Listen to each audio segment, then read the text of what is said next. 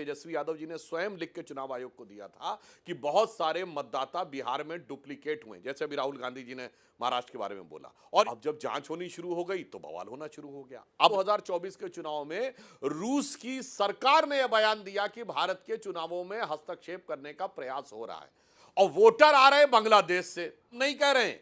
कांग्रेस के बड़े नेता ने 2024 के चुनाव में बांग्लादेश के अखबार द डेली स्टार में आर्टिकल लिखा, मोदी हैज टू गो।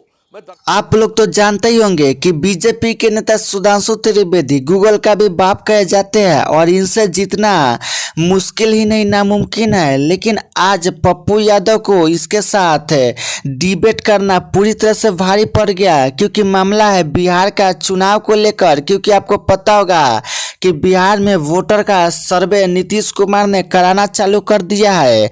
अब इसको लेकर खास वोटर वाले लोगों जैसे पप्पू यादव, तेजस्वी यादव के पेट में दर्द होने लगा है, क्योंकि इसको भी पता है कि बिहार में कौन कौन से लोग वोट देते हैं और कौन कौन से लोग घुसपैठिए हैं जो बिहार में आकर इन जैसे लोगों के पार्टी को वोट देते हैं और इनको जितवाते हैं। इसीलिए तो बिहार में वोटर का सर्वे चला है।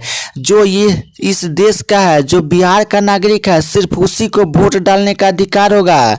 जो बाहर के देशों का लोग है उसको धक्के मार के बाहर निकाल दिया जाएगा। अब इसी सब मामलों को लेकर पप्पू यादव ने बीजेपी पर एक के बाद एक बयान दिया और कहा कि बीजेपी देश के मुसलमानों को भेदभाव करती है और बिहार के मुसलमानों को भगाना चाहती है। अब इसी बात को लेकर सुधांशु त्रिवेदी गुस्से में लाल हो गए और वह पप्पू यादव को बीच शो में एक के बाद एक सुनाने लगे और कहा कि क्या घुसपैठिए लोग तुम्हारे अपने हैं? अगर उनके लिए इतना ही हमदर्दी है तो तुम पाकिस्तान और बांग्लादेश चले जाओ।